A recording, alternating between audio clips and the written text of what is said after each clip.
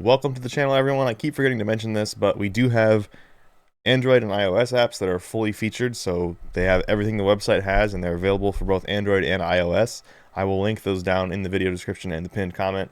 I just keep forgetting to mention that. But today's video is going to be all about the close range meta for Season 1 Reloaded.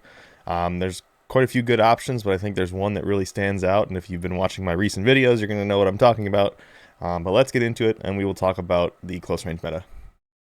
Alright, first up here, we're going to talk about the AMR9.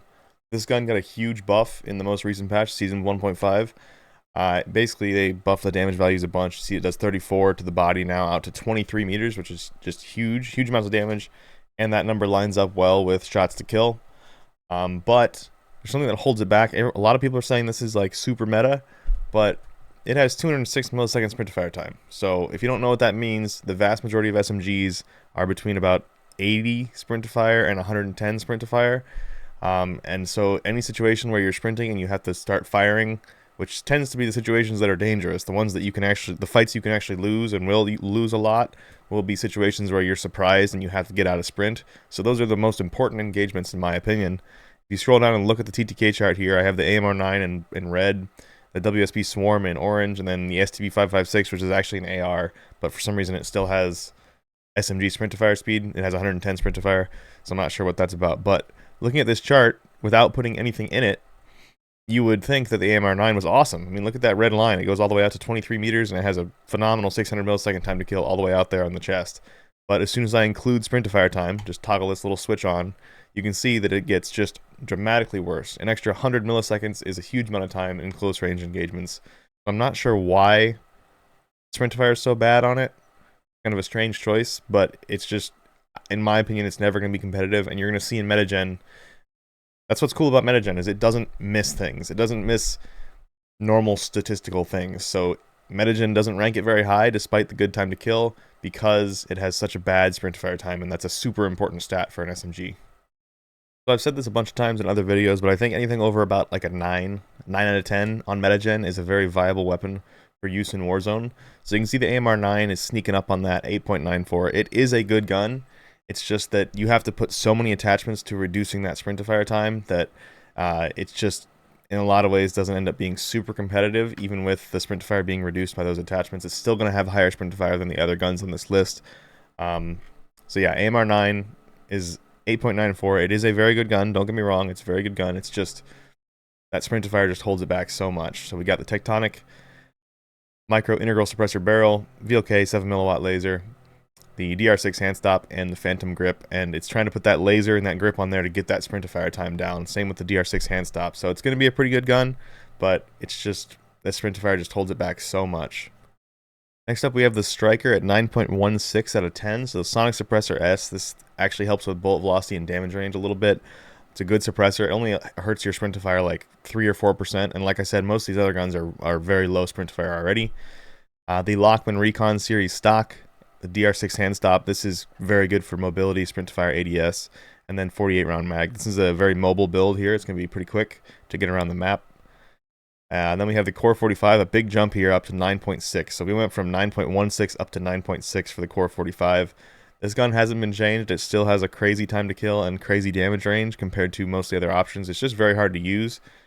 So it's 9.6 if used perfectly. So it's not actually that good. I mean, it's probably more like an AMR9 or Striker sort of ranking. Has a lot of recoil. It's just difficult to use in general. The build that MetaGen likes is Sonic Suppressor S, DR6 hand stop, 40 round mag, and the conversion kit.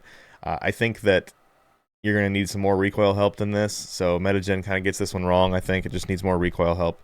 So one of the muzzles that helps with recoil, and then maybe an underbarrel or the stock that helps with recoil as well. So yeah, for the Core 45, I would probably not use the Sonic Suppressor. It hurts your recoil a little bit. I would probably use the Bruin Triport, 27% vertical recoil. Yeah, it hurts your ADS a bunch, but the ADS is already phenomenal on this gun. So I'd probably go with the Bruin Triport over that suppressor. That's going to make it feel much more usable. Keep in mind, you will be showing up on the map when you fire. I think the vast majority of players probably don't want that. But if you're a more aggressive player, then that's not something you're going to be concerned with. It just causes a lot of third partying, a lot of, as soon as you fire, anyone who's good is looking at the minimap and they know exactly where you are. So it's just something to keep in mind. MetaGen was showing the Swarm even after the nerf as being a very good weapon, up at like a 9.61 out of 10, but I noticed that it was using the akimbo brace attachment, so that means that it was a akimbo Swarm, which obviously is not supposed to be in this. This is not supposed to be hipfire. This is supposed to be just a regular ADS aggressive SMG. So I fixed that, and now MetaGen, without using that attachment, gives it a 9.46, so it is still very good. It uses the Sonic Suppressor S, the WSP Reckless 90 long barrel, the DR6 hand stop, and the 100 round mag. So it's still pretty competitive, 9.46 out of 10, but there are some better options. Up here in the diamond position, we have the Striker 9 at 9.66, Sonic Suppressor S, Lockman Recon Series stock, DR6 hand stop, 50 round mag.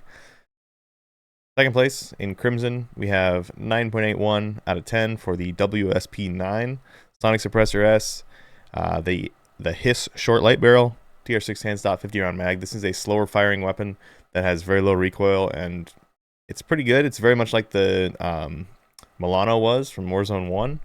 So it is a good gun to use. Obviously, second place, very good. But then, as you guys saw in my recent video, the HRM9, 10 out of 10. I think it is pretty far and above the best SMG in the game right now.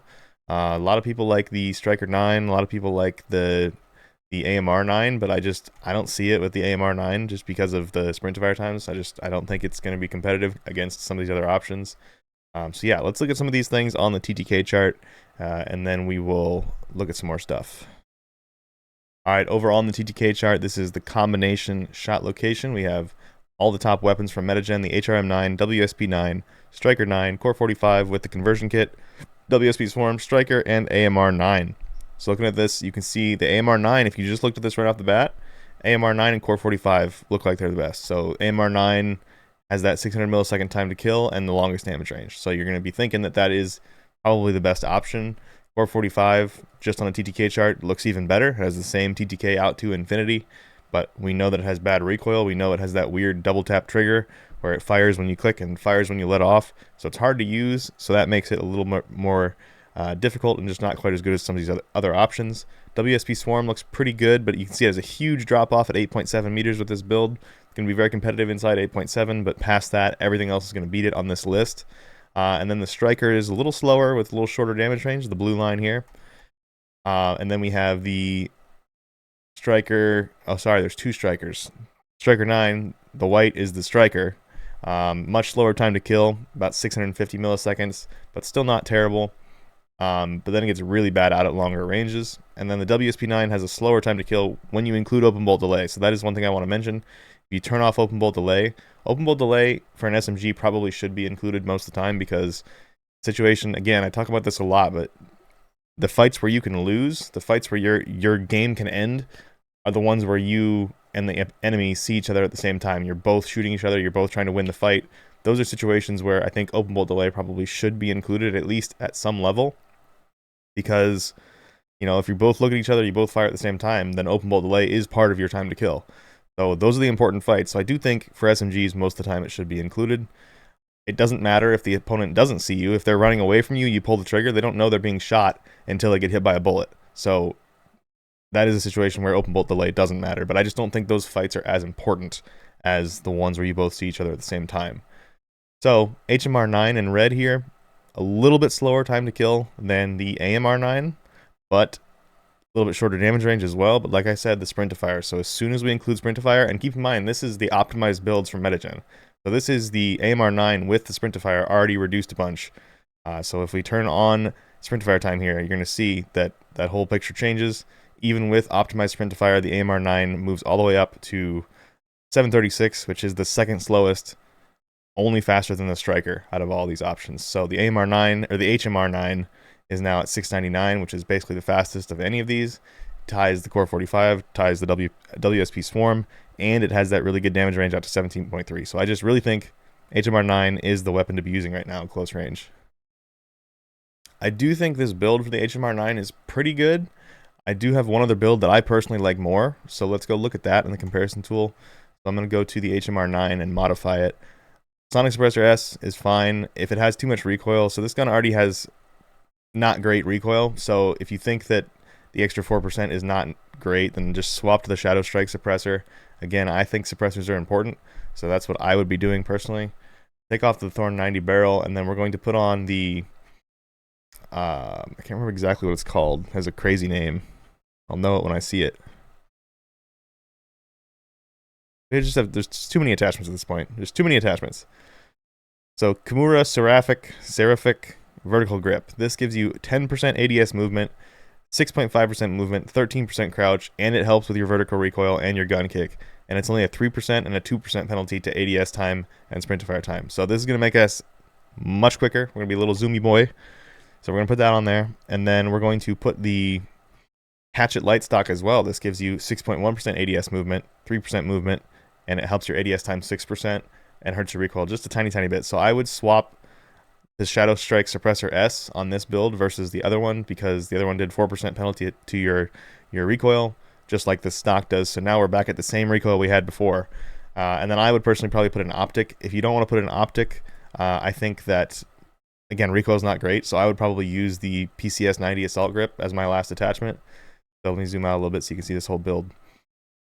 So this is what I would use if I was using this weapon right now, because you get crazy ADS movement speed with this, and amazing time to kill, crazy damage range, ADS movement speed up at 3.66 meters per second, very, very fast.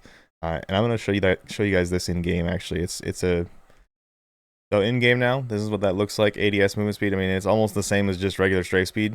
You just slow down a tiny, tiny bit, and then it's reasonably accurate. I'm not trying to say it's like a beam, but it doesn't need to be, because most of your engagements are going to be inside 20 meters. So that target is 25 meters away.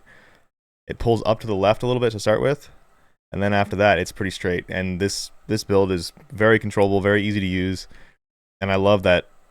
ADS movement speed. That just feels great. Being able to be a little bit more mobile while you're firing with an SMG, to me, is awesome. That's one of the things I always look for, and this gun allows you to do that. Allows you to have great time to kill, great sprint to fire time. It's just, in my opinion, it's the best weapon right now. Alright guys, that's it for the video. I wanted to go through the default MetaGen output, let you guys know what that was. Even if you're not subscribed, I think, I like to show you guys what the default is. The power of MetaGen is that you can, modify it and make it how you want it to be. We do have a problem with it right now, and that is that it doesn't do any attachment blocking. So there's so many attachments that get blocked or unlocked based on attachments or conversion kits and stuff in this game. We've been working on this code for a long time, and I apologize that it's not out yet. So every now and then you're going to get an integrated suppressor with a muzzle or something along those lines, a conversion kit with an attachment it can't use, or a conversion kit that doesn't unlock an attachment that it should. It's just an annoying problem to solve with code, so I apologize for that, but we are working on it, and hopefully relatively soon we can have that integrated into the site, across the whole site, and into MetaGen. But I hope you guys enjoyed the video, and I will see you all in the next one.